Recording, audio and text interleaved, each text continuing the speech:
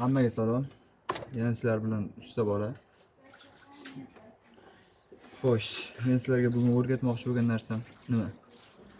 Gazona kasilkani kalotkasini qanday yechib olamiz degan savollar bo'layapti-ku. O'sha savolga mana bu javobim bo'laveradi, qaranglar. E'tibor beringlar. Mana shu holatda turadi, mana. E'tibor bersalaring. Mana bu narsa yechib olingan faqat. Nok deyiladi. Nok yechib olingandan keyin mana bu yerga o'z rezbasidagi boltni qaytadan buraymiz o'ziga. Buraymiz ikki tomonidan iloji boricha. Hamma tomonidan qotirmasak ham shunday qotirib olamiz. Qotirib olamizda buni kalotkasi o'lmagan, lekin sizlarga shunchaki ko'rsatib beryapman. Ko'p kishi qiynalyapti yechishga. Mana qotirib oldik. Endi bu aylanmaydi o'sha. Aylanmagan holatda turgandan keyin xolasalaring 17 galopka bilan xolasalaring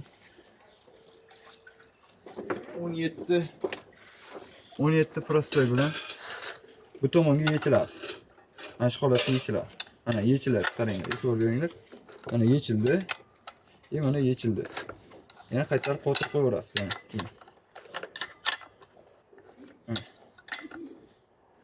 Bu ham sizlar uchun bitta saboq. O'rganib olinglar.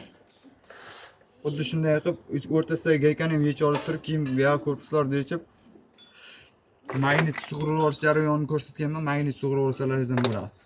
Bu endi to'g'rirog'i lifehackga kiradi sizlar uchun. Oddiy va chiroyli, manfaatli joyi. Keyin buni bu holatda zavod qilib o'tirmanglar. Kalotkadagi prujina cho'zilib ketishi mumkin. Mana uni qotirib, keyin zavod qilish kerak. Kuzatib boringlar. Keyin yana bitta sizlarga oddiyroq lifehack. Mana bak tishlankasiga e'tibor bersalaring, tagiga rezinkasidan o'zidan qo'yib yuboradi. Mana bu rezinkadan benzin qo'yadi. O'sha benzinni qo'yadigan joyini rezinkani sug'urib olasizlar. Mana bu holatga chiqarib olasizlarda.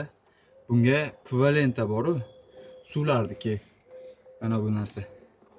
Shuni asta o'rab turib, bakni joyiga tiqib yuborasizlar, bo'ldi.